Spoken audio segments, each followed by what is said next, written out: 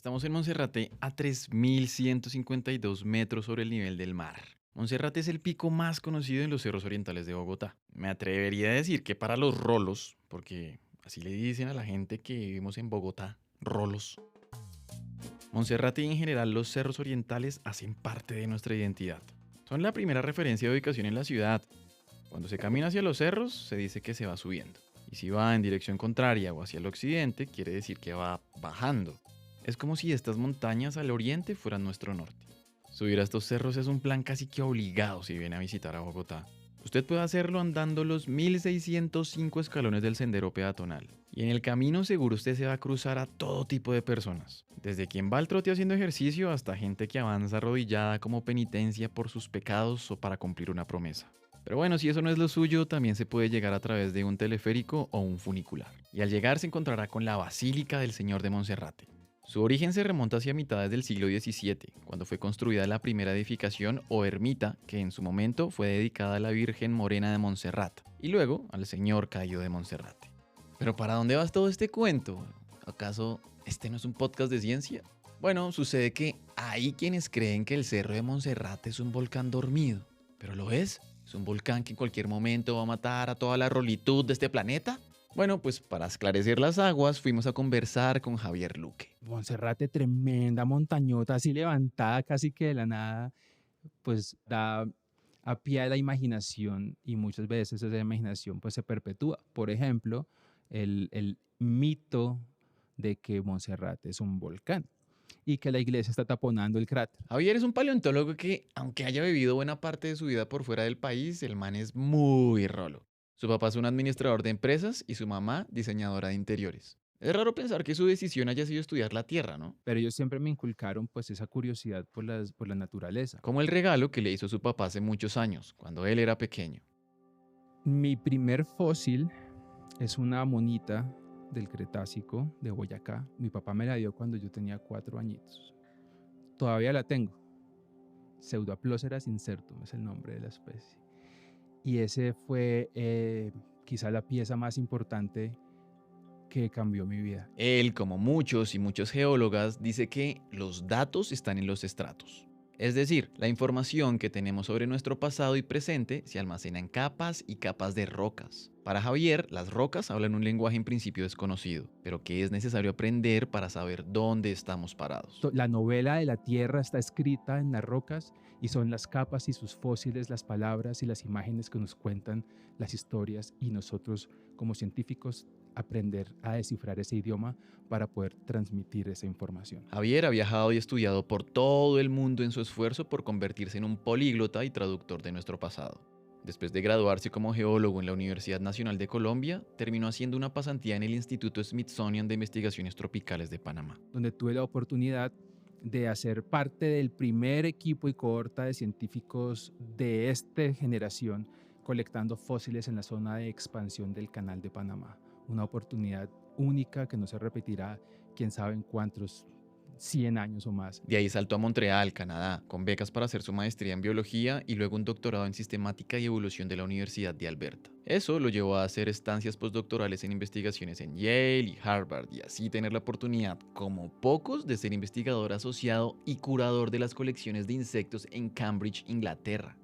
Wow, allí reposan muchas de las muestras que colectó el mismísimo Charles Darwin hace casi 200 años atrás. Es como un Disneylandia de cierta forma, pisar los pasos que han pisado gigantes de la ciencia. Javier tuvo en sus manos a los mismísimos animales que Darwin colectó en expediciones que hizo en el mundo durante 5 años, por allá entre 1831 y 1836, a bordo de la famosa embarcación HMS Beagle. Y con estos hallazgos es que él logra consolidar la teoría de la evolución que plasmó en su obra El origen de las especies. Es quizás el libro más importante en la historia de la humanidad, porque no solamente es la evolución de las especies, sino cómo cambian las cosas a través del tiempo, las sociedades, las comunidades, los lenguajes. Los viajes de Javier no han sido solamente en el exterior, también aquí, en Colombia, y mucho más allá de esta selva de cemento que llamamos Bogotá. Encontrarnos con la aridez del norte de la Guajira, de la Alta Guajira, el frío de los nevados, lo agreste que son las selvas del Amazonas y todo como en la mitad de todo lo demás. me llevo una gran enseñanza de vida de poder explorar el país y a la vez también salir de Colombia y conocer otras culturas, otros lenguajes, otras formas de ver el mundo. Y después de 20 años de moverse por diferentes parajes, Javier regresó a Colombia no por un par de semanas como solía hacerlo cuando venía de visita o de trabajo, sino para echar raíces y convertirse en profesor de paleontología en el Departamento de Geociencias de la Universidad de los Andes. Y me ha abierto mucho los ojos haber pasado por los institutos que he pasado, por los países que he pasado, porque me doy cuenta que hay un arraigo muy fuerte que jala, la tierrita llama. Entonces es muy bonito. Ay, se me fue un poquito la garganta.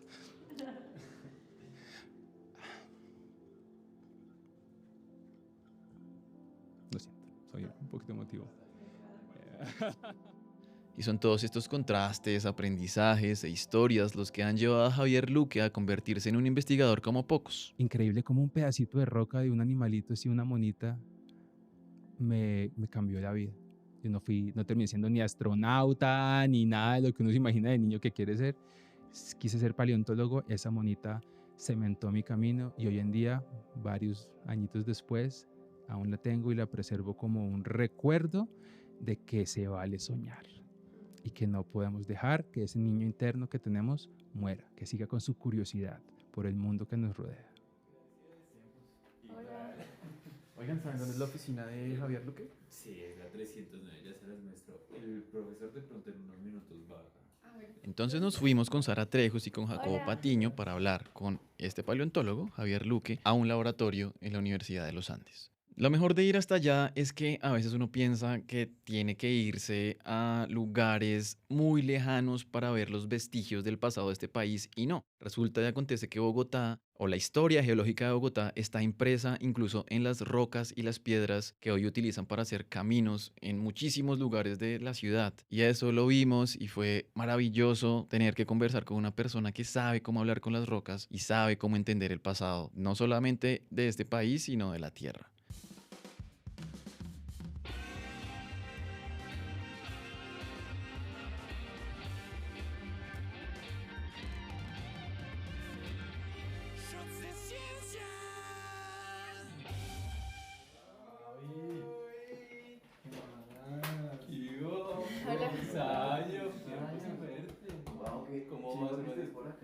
Sí, ya, oficialmente. Colombia, si bien lo reconocemos por ser un país biodiverso y hay muchas plantas y animales, y siempre es lo que le decimos a las personas afuera, también es un país diverso en términos geológicos, pues están estas tres cordilleras que nos atraviesan. ¿Cómo defines a Colombia ahorita que mencionabas ir al norte, una vaina desértica, pero también encontraste con un bosque seco tropical en la mitad del país y luego en el sur esta selva amazónica gigante? ¿Cómo todo eso dialoga de alguna otra forma para saber uno por qué está parado donde está parado? Tocas un tema crucial y es el conocimiento de nuestro territorio, no solamente en la parte sociocultural, sino en la parte geográfica y geológica. La Tierra, un planeta, la tercera roca desde el Sol, tiene aproximadamente 4.500 millones de años, 4.5 billones de años de historia.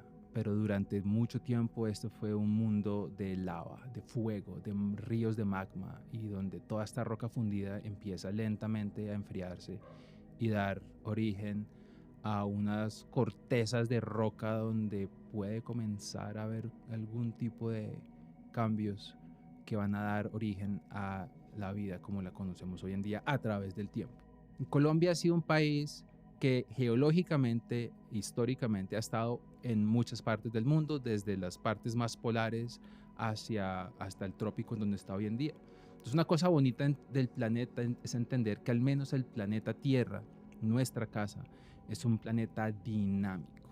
No es tan metafórico cuando decimos que está vivo, no se puede reproducir como un ser vivo, pero es un planeta que está en constante cambio, en evolución, ha tenido un nacimiento y va a tener una muerte en algún momento. Pero en este momento estamos en la flor de la vida del planeta Tierra. Y esas reconfiguraciones de esas capas de roca fundida y no fundida empiezan a dar el sabor de lo que vendría después. Entonces, por ejemplo, en Sudamérica, si ustedes miran un mapa de Sudamérica, la gran mayoría del territorio del continente es ligeramente plano, por así decirlo, de la cordillera de los Andes hacia el oriente son las grandes sabanas, las grandes llanuras, los grandes pastizales, las grandes selvas, pero es un tipo de roca muy diferente a lo que tenemos en la cordillera. Y ese tipo de rocas se originan hace cientos y cientos de millones de años, inclusive antes de que hubiera vida en el planeta. Y son esas rocas volcánicas, esos escudos, esas grandes placas de roca granítica, ígnea, que forman esos planchones. Y eso es parte de nuestra historia geológica y también biológica. Tenemos la Macayacu y tenemos la Lindosa y todos estos cerros que son mavecures, son cuerpos de roca más antiguos de las rocas que los circundan. Y luego tenemos unas 3 cordilleras, tenemos un Caribe y tenemos un Pacífico, tenemos unas zonas tectónicamente activas, quiere decir que las placas tectónicas están interactuando entre ellas, hay levantamientos, hay deformación, hay fallas, y todo esto hace que haya una gran cantidad de sabores en esta paella geológica, en donde tenemos rocas muy duras y muy estables que han sido este cratón, este escudo por cientos de millones de años, a rocas mucho más jóvenes, que son las que forman las rocas del Mesozoico y Paleozoico, de las cordilleras oriental, central, y rocas más jóvenes aún, que son las rocas ígneas volcánicas de la cordillera occidental, zonas desérticas al norte, al sur. Entonces, toda esta riqueza geológica nos está contando no solamente momentos específicos de esta evolución de la historia de la vida del continente y de la Tierra, sino también los procesos que han llevado a que sea como sea y cómo eso afecta la vida a través del tiempo, incluyendo el presente. Y no es algo irrelevante porque nosotros somos parte de esa vida y dependemos en gran parte de lo que está ocurriendo bajo nuestros pies. Yo te iba a preguntar, digamos, si una persona viajara en el tiempo hacia atrás, ¿cómo vería a Colombia en distintos momentos de ese pasado? Ok, ¿cómo hacemos este viaje? ¿Comenzamos de aquí para atrás o nos vamos de una vez para atrás hacia hoy? ¿De atrás O sea, para adelante o de de adelante aquí para para atrás, ¿o atrás? qué? Hace 10.000, 15.000 años era un país muy similar geológicamente, pero climáticamente era diferente. El mundo era diferente. Teníamos una era de hielo, teníamos grandes glaciares que hoy están retrocediendo en los nevados de la cordillera central, la serranía del Cocuy, Huicán y Chitas, en la cordillera oriental, un montón de nieve que ha ido retrocediendo. Bogotá no era la excepción. En la era de hielo, Monserrate, Guadalupe, Cota, Chía estuvieron en gran parte cubiertas por hielo, por nieve, que en el verano de pronto se derretía seguro, pero había una actividad glaciar muy diferente a la que vemos hoy en día, porque hoy no tenemos esa actividad glaciar. Entonces era un mundo, una era de hielo, que aunque el continente fuera muy similar, el clima era diferente. Entonces las plantas eran diferentes, los animales eran de cierta forma diferentes. Teníamos unas megafaunas que hoy no tenemos. Aquí habían mastodontes, parientes de los elefantes, que ya no están. Teníamos perezosos gigantes que ya no están, armadillos gigantes que tampoco están. En parte por los cambios climáticos y en parte porque llegan los humanos a ejercer algún tipo de presión sobre estas faunas y floras. Echemos un poquito más para atrás. Vámonos a un lugar que conocemos y es la Tatacoa, la venta o la Tatacoa, el Mioceno. Es un momento también de la era de los mamíferos, del Cenozoico, entre 14 y 10 millones de años. Y es un momento muy especial porque en ese momento, en ese nuevo snapshot, en ese nuevo vistazo al pasado, es un mundo en donde ya hay faunas similares a las de hoy en día, pero con grandes diferencias. Por ejemplo, en Colombia, la cordillera oriental todavía no existía como la conocemos hoy en día. Entonces, en lugares como el desierto de la Tatacoa, que no es un desierto, sino un bosque seco tropical, habían unas faunas de bosques húmedos tropicales, de sabanas inundables, de mega humedales, animales como caimanes gigantes como el Purusaurus, que llegaba a medir más de 10 metros, tortugas de 3 metros, mamíferos como si fueran tamaños de hipopótamos, animales suramericanos como toxodontes y astrapoterios, nombres, pero animales grandes y raros. Y ya también teníamos animales muy parecidos a los de hoy en día, teníamos algunas aves similares a las de hoy en día, teníamos primates. Entonces es un mundo diferente, pero aún así similar. Ahí lo importante entender es que como esa cordillera oriental todavía no existía, las aguas que alimentan al Amazonas desde la cordillera oriental iban para otro lado y tenían otro tipo de drenajes y comportamientos. Entonces este gran mega pantanal que existía no era solo de Colombia, se compartía con Brasil, con Ecuador, Perú y Bolivia, y es lo que se llama el mega humedal de Pebas o de Acre y Solimoes, que son unidades de tiempo similares a la venta en la Tatacoa, pero que estaban en esta gran protoamazonía que llegaba casi que a la Guajira también en algunos casos. Echémonos un poquito más para atrás, vámonos a la era del comienzo de la era de los mamíferos, el Paleoceno, hace 60 millones de años. Entonces ahora vámonos hacia la Guajira. Si vamos a una Guajira de hoy en día que es desértica, así semidesértica, a la Guajira hace 60 millones de años, era unos bosques húmedos tropicales. De hecho, los bosques tropicales, neotropicales más antiguos conocidos están en el registro del Cerrejón. Plantas gigantes, pero ya plantas con flores como las de los bosques modernos, justo después de la extinción de los dinosaurios diferentes a las aves. Y ahí es cuando tenemos a Titanoboa, la gran serpiente de más de 14 metros, cocodrilos gigantes, Aquerontesucus, tortugas como Poentemis. Esas eran faunas de megatitanes en unos sistemas de pantanales y estuarios que hoy en día pues difícilmente tienen análogos como los conocemos. Entonces mira cómo cambia la historia y cómo cambia la vida.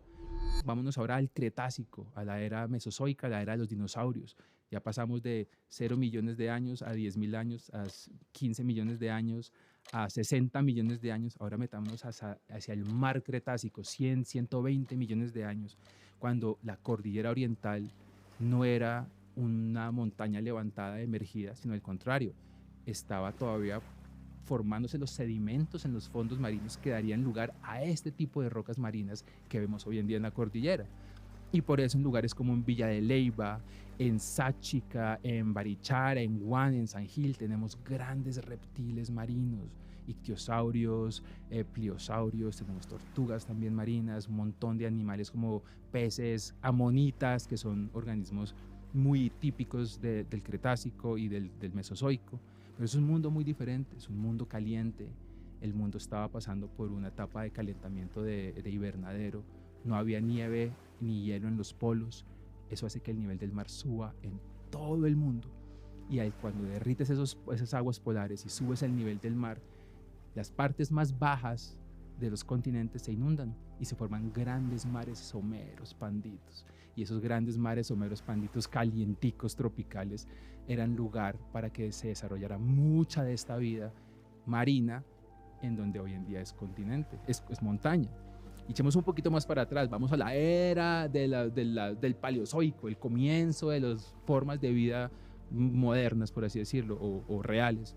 Tenemos lugares como Floresta, hace más de 300 millones de años, en Boyacá, que son unos mares, pero unos mares muy diferentes, llenos de animales como braquiópodos y corales y caracoles, un montón de animales que hoy en día no tienen análogos ni parientes cercanos. Entonces son esos snapshots de la vida que Colombia nos va contando y cómo ha cambiado no solo la vida a través del tiempo, sino Colombia como territorio también. Y yo creo que un mensaje que lleva esto ya para cerrar es que el cambio es inevitable. Y el cambio es importante, porque el cambio es evolución. Y si no sería estasis y no habría forma de acoplarse a los cambios que trae un mundo cambiante como el que vivimos. Entonces, evolución biológica y geológica. O sea, una pregunta de completa ignorancia, porque yo sí no estudié biología. Cuando tú hablas de Villa de Leyva y de los otros espacios de mar panditos, porque en serio, o sea, hasta acá llegaba el mar. ¿Es algo así? O sea, ¿eso fue lo que te entendí? Imagínate, estamos en este momento viendo un mapa del norte. Ahí Javier se puso de pie y señaló un mapa, que es el de la geología de Colombia. Imagínense un mosaico en el croquis de este territorio lleno de colores, que muestra cómo se distribuyen las rocas y se conforman los suelos en nuestro territorio, entre otros aspectos. Las tres cordilleras tienen orígenes diferentes y edades diferentes. La cordillera central es la más antigua. Tiene muchas rocas volcánicas, por ejemplo, la roca de Guatapé, el Peñol, que es una roca ígnea, o sea, de origen magmático, y es una masa de roca fundida que queda atrapada dentro de la tierra y nunca sale, nunca se vuelve lava volcánica, sino se queda atrapada como una burbuja, y al cristalizarse se vuelve granito, y ese granito es la roca que usamos para construcciones, para enchape, una roca preciosa, pero es una roca que se forma dentro de la tierra de origen ígneo.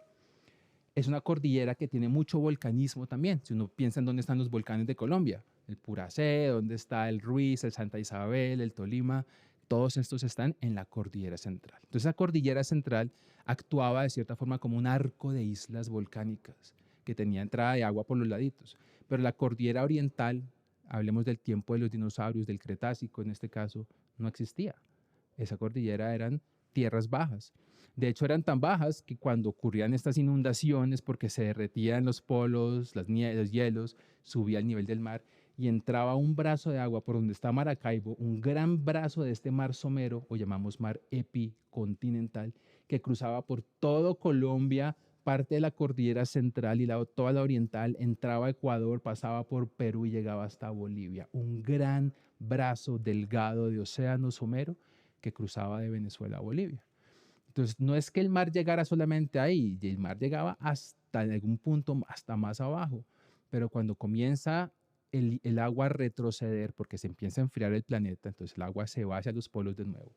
Y también con eso empieza a haber una interacción entre las placas tectónicas marinas y continentales, oceánicas y continentales. La placa de Nazca empieza a empujar la costa sur de Colombia y empieza a haber una subducción, o sea, hace un hundimiento, y ese hundimiento causa una deformación y un acortamiento como un acordeón, y ese acordeón hace que las rocas de esos fondos marinos cretácicos empiecen a levantarse lentamente en diferentes pulsos de eventos tectónicos, dando origen a esa cordillera oriental. Entonces, no es que el mar llegara hasta aquí arriba, no, es que la tierra estaba allá abajo. Javi, y todo esto que cuentas como con esa claridad, además, como ¿cuántos años tenías cuando supiste eso? ¿Y por qué no le cuentas a la gente cómo es que sabemos que eso era así hace millones de años? Porque, sí, ¿cómo sabes todo eso en esta labor detectivesca? Algo interesante para que tengamos presente acerca de las ciencias de la Tierra y de la vida también, cuando hablamos de grandes escalas de tiempo, es que esto es un trabajo que ha tomado décadas, si no cientos de años, a montones de científicas y científicos rigurosamente haciendo estudios y análisis para entender lo que tenemos. Entonces, tratar de comunicar la historia de la Tierra y de la vida en un poco tiempo para especialmente públicos poco conocedores del tema es un gran reto, porque involucra, primero que todo, una gran claridad en la comunicación, en la medida de lo posible brevedad, ¿cierto? Y ser concisos y precisos. Pero es que ¿cómo puede uno resumir 4.500 millones de años de historia de un planeta en 20 minutos? Es un reto, no es imposible, pero pues queda mucho por fuera. Entonces, si tú le preguntas a un médico, explíqueme cómo funciona no sé, la demetilación del DNA, pues toca comenzar por explicar, bueno, ¿y qué es el DNA? ¿Y qué es demetilación? Entonces, para poder hablar de la historia geológica de Colombia, cómo sabemos lo que tenemos, no solo en Colombia, sino en el mundo, hay que comenzar por agradecerle a los cientos y miles de científicas y científicos que han hecho de las geociencias y áreas afines herramientas que nos permiten explorar y entender pedacitos pequeños de este gran rompecabezas. Entonces aquí estamos jugando como el CSI del pasado, como los forenses que llegan a una escena y tienen solamente pedacitos de evidencia, información, y con eso tienen que reconstruir qué pasó. Nosotros tenemos afortunadamente muchísimas piezas de este rompecabezas. Como geólogos solemos decir, los datos están en los estratos. Y las rocas hablan, los sedimentos, los estratos, las capas de las rocas nos hablan en un lenguaje que no es ninguno que conocemos, pero nos toca aprender a interpretarlo. Entonces, ¿qué pasa? Como geólogos, como geocientíficos y como investigadores, tenemos un montón de herramientas para entender cómo es nuestro territorio, cómo es el planeta y de dónde viene cada cosa. Por ejemplo, la gente que estudia volcanología es la que se encarga de entender los procesos que dan origen a la formación de rocas y minerales de origen volcánico, ígneo, que son un tipo de roca. Y la gente que estudia rocas metamórficas son aquellas rocas que han tenido una transformación secundaria, como una metamorfosis, pero aquí es un metamorfismo de una roca existente, preexistente, cambia algo nuevo. Una caliza marina se vuelve mármol, por ejemplo, con mucha presión y temperatura. Entonces ellos nos cuentan otra historia que pasó, fenómenos que dieron lugar a que esa roca existiera. Está la gente que trabaja con rocas sedimentarias, con las que tienen diferentes partículas como arena, como cuarzo, lodo, limo, etc. Y es donde está la mayoría de fósiles. Y ahí entra el paleontólogo a contarnos qué fósiles de animales terrestres o marinos, voladores, nadadores, recientes, pasados, cómo vivían en su entorno. Está la gente que estudia tectónica, que es cómo funcionan los esfuerzos internos del planeta que dan lugar a los grandes movimientos de masas continentales y oceánicas. Tienes la gente que trabaja con hidrogeología, etcétera, etcétera, etcétera. Entonces son un montón de ramas de la ciencia que entre todas nos están contando diferentes aspectos de esta historia evolutiva de nuestro país. Entonces, una historia larga, corta, básicamente sabemos lo que tenemos gracias a un montón de evidencia de diferentes ramas de la ciencia que juntas dan forma, le dan los colores a esta pintura que llamamos geociencias. Y en esto de los fósiles, ya que tú te dedicas a esto de la paleontología, ¿tú has encontrado fósiles que han reescrito un poco dentro de esta novela del mundo, como la historia? Durante mi carrera he tenido la oportunidad de participar y de liderar proyectos de investigación en campo paleontológicos, tanto en Colombia como en el exterior. Y sí que hemos tenido la oportunidad de trabajar con momentos del tiempo y como cápsulas de tiempo congeladas que nos están contando una historia que no conocíamos antes. En el caso de Colombia, un país tan mega diverso hoy en día, conocemos realmente ni siquiera la punta del iceberg en cuanto a su diversidad biológica pasada. Y eso es un reto. Colombia tiene gran diversidad paleontológica, pero tenemos algunas limitaciones o limitantes. Cobertura vegetal, esos grandes bosques que nos dan la gran parte de la diversidad actual, son los que nos cubren el suelo donde están las rocas. La formación de suelos es increíble en los trópicos, una roca expuesta se meteoriza y se intemperiza, se vuelve suelo rapidísimo y eso también hace que perdamos acceso a los fósiles.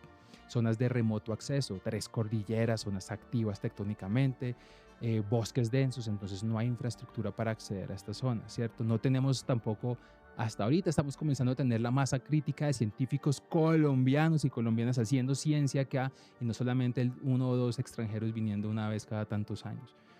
Entonces, dichos estas palabras, cuando vamos a campo a Colombia, a lugares nuevos que estamos investigando, es con mayor frecuencia que no que encontramos cosas que no esperábamos encontrar.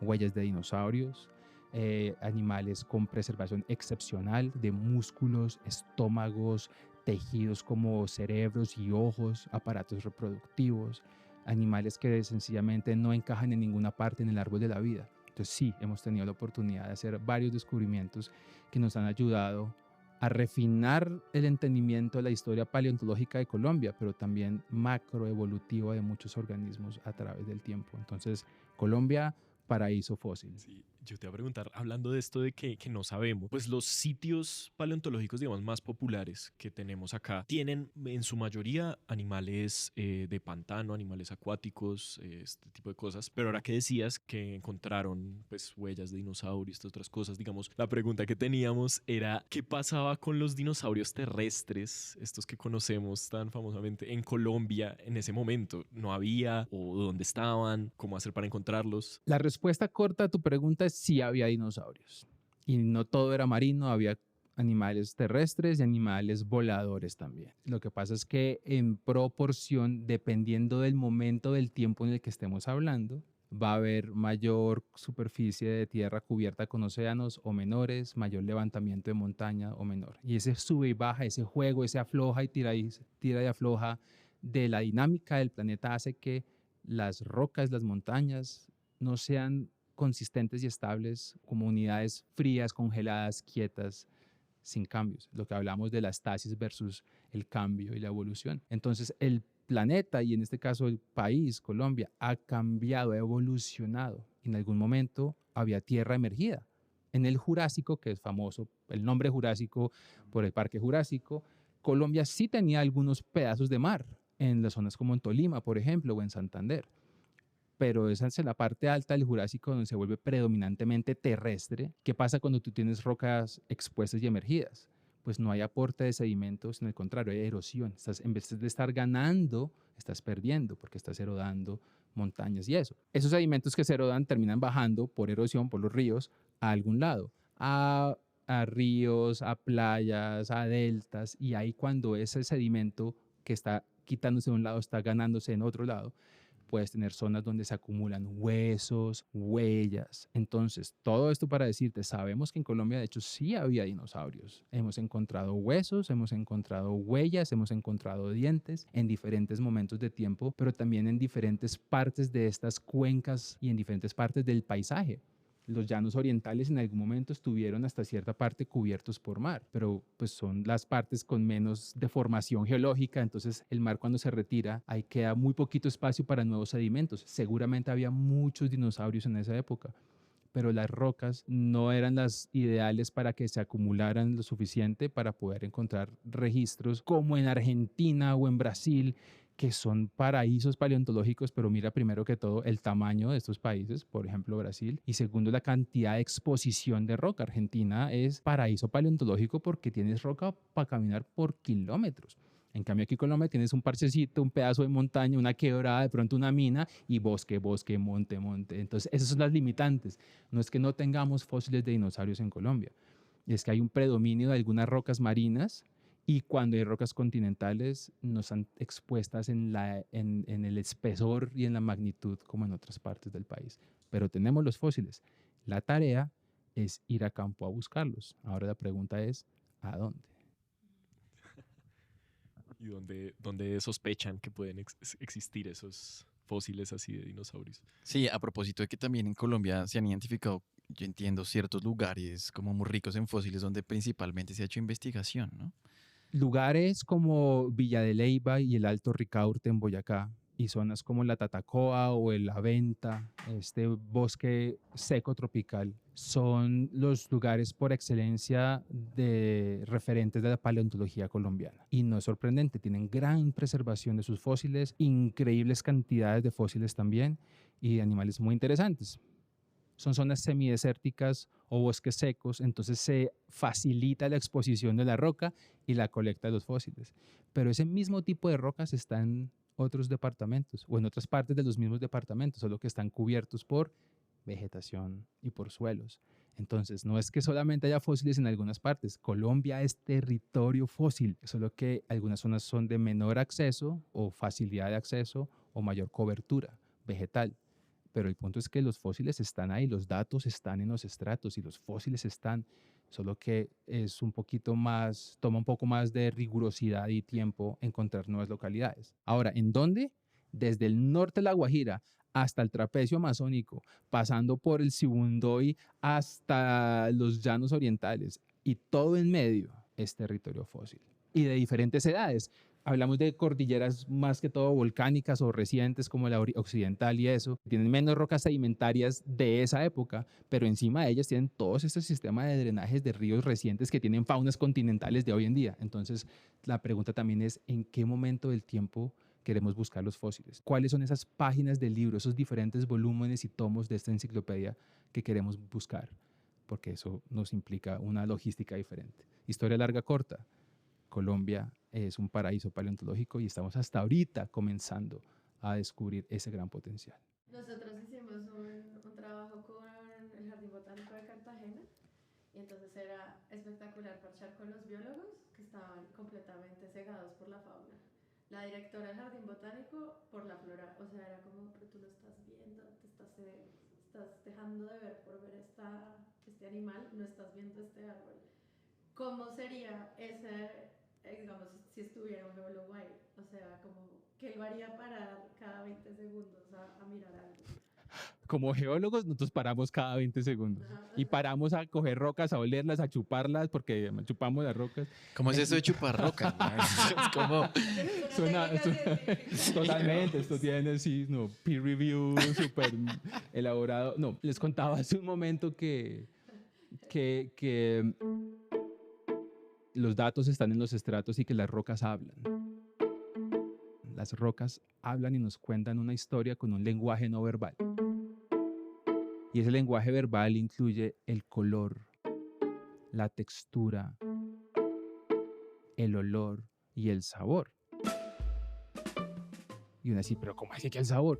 Claro, tú tienes algunas rocas que sabes que si tienen harta porosidad, por ejemplo, se te van a pegar a la lengua, van a quedar como si fueran una chupa, como digamos cenizas como las bentonitas o rocas como algunas arcillas que son muy porosas, pueden llegar a ser porosas o tener afinidad por el agua, entonces te chupan la humedad de la lengua. Y de ahí esas las propiedades, algunas propiedades de estas rocas. Otras son saladas, como la alita, o entonces, eso tiene que tener algún origen de sales evaporíticas, continentales, bla, bla, bla, bla, bla, bla.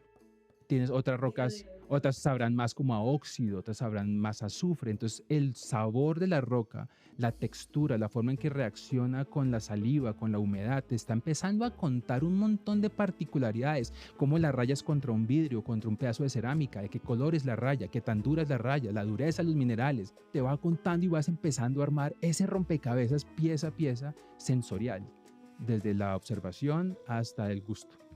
Entonces, lo lindo de las geociencias y la paleontología es que de cierta forma es una carrera un área, una disciplina que te requiere los 5 sentidos o más.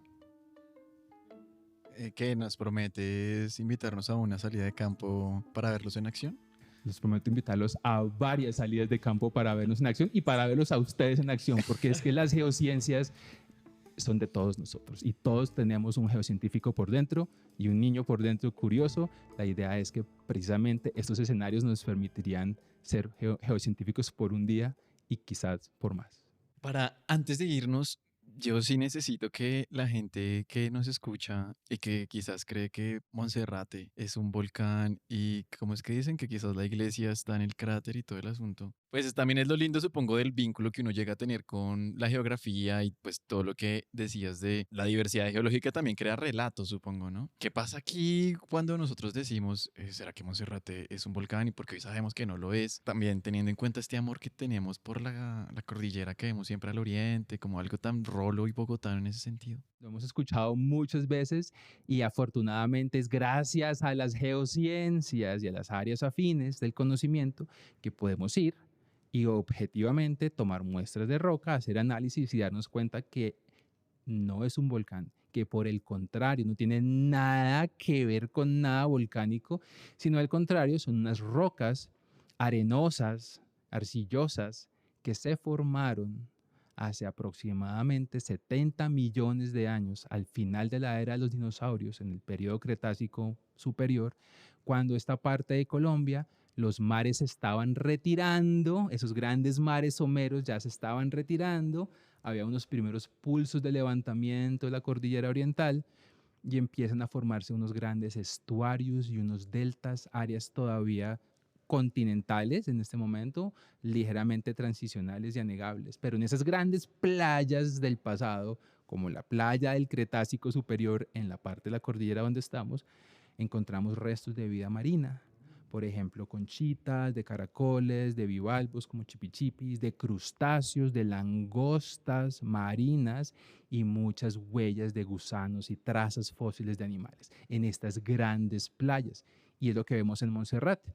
Entonces, gracias a los estudios geológicos, geocientíficos, podemos decir con absoluta certeza y confianza que Monserrate, más que un volcán, fue una gran playa y hoy en día podemos decir que tenemos vista al mar Cretácico desde nuestros apartamentos en Bogotá. O sea que Bogotá en algún momento fue de tierra caliente. En algún momento fue tierra caliente, sí, muchos momentos. Y ojalá no se caliente más como van estos, no, variabilidad climática, pero es un Bogotá muy diferente al que era cuando se formaron los cerros de Monserrate, que eran playas y eran partes costeras, marinas y continentales al final de la era de los dinosaurios. O sea, no es raro que uno hipotéticamente subiendo a Monserrate pille algún fósil marino ahí. Para nada, al contrario, es muy común. Y muchas de las rocas, algo lindo de las geociencias y la geología y cómo nosotros como seres humanos estamos profunda e íntimamente relacionados con ellas, es que son materiales de construcción también, son materiales de desarrollo. Entonces, si tú vas a Ráquira, por ejemplo, ¿de qué color son las casas y las cosas? Son rojas y amarillas. ¿Por qué? Porque tienen un montón de arcillas amarillas y rojas, que es lo que usan para construcción y para cerámica y todas estas cosas. Si tú vas para lugares como Barichara o Villanueva, en Santander, que tienes rocas rojas y amarillas, pero son diferentes, son areniscas, arenitas, rocas con cuarzo, que son rocas para construcción. Muchas de las rocas que vemos en las catedrales de Bogotá, en grandes edificaciones, inclusive en casas pues, coloniales y de época, en la sabana cundiboyacense, tienen rocas de estas formaciones del Cretácico, las que hacen parte de Monserrate y Guadalupe. Y cuando les pongan ustedes atención la siguiente vez que vayan a casas que tienen aquí en la sabana rocas grandes en las paredes o en el piso, van a ver un montón como de madrigueritas y túneles y huequitos y trazas de esa vida en el pasado. Inclusive a veces se ven como óndulas de las óndulas que dejan las mareas en estas planicies costeras. Eso lo vemos en Monserrate, lo pueden ver ustedes cuando suban y lo pueden ver en otras partes de la sabana, en construcciones y a lo largo de la cordillera oriental. Hermoso. Muchas gracias, Javi. Gracias a Espero que no ustedes, sea la qué última gusto. vez. No es la ¿No? última, estamos seguros, porque además tenemos pendiente la ida a campo a buscar fósiles y a probarlos en persona, con el servicio geológico acompañándonos. Claro que sí. Bueno, Chévere, sí. gracias, amigues. Nos Nos vemos. vamos a nuestras casas con vista al mar Cretácico. Eso. Épale. Nos vemos en una próxima entonces. Termino de escuchar esta conversación que tuvimos con Javier Luque y reafirmo 3 ideas. La primera es que si tienen la posibilidad de salir en una date con un paleontólogo, una geóloga o alguien que estudie la Tierra, háganlo.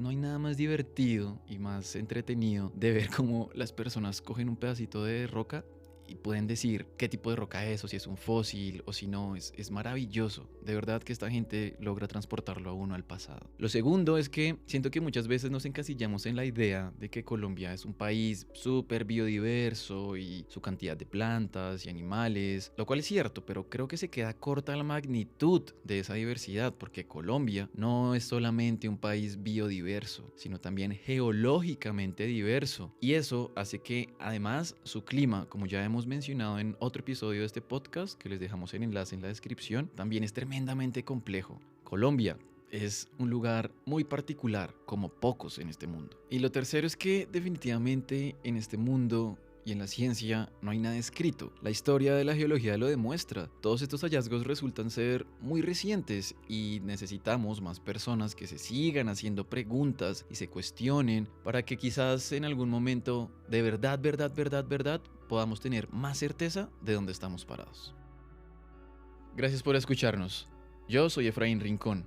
La producción técnica de este episodio estuvo a cargo de Sara Trejos y la revisión del guión fue hecha por Ignacio Galán. La mezcla del episodio se hizo en Reaper. ¿A ustedes qué les pareció? Cuéntenos qué opinan y sobre qué otros temas de la geología les gustaría saber más. Participen en la conversación comentando aquí o a través de redes sociales. Nos encuentran como Shots de Ciencia. Pero háganlo, comenten que esta vaina está muy buena. Y si pueden y quieren apoyarnos, y ojalá quieran y puedan apoyarnos, entren a patreon.com/shotsdeciencia y hagan parte de nuestra comunidad. Nos vemos en la próxima.